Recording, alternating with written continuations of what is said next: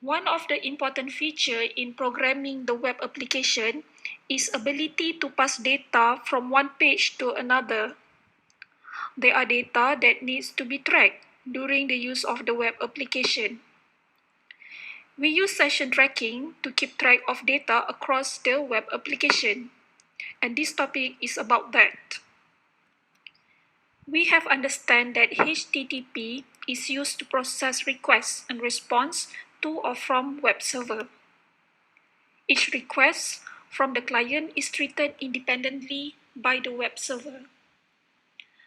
The web server did not establish an associated request to a particular client. Therefore, data from each request is not retained to a specific client since each of the requests is independent. Thus, we can say HTTP is stateless. Actually, there is nothing wrong with being stateless.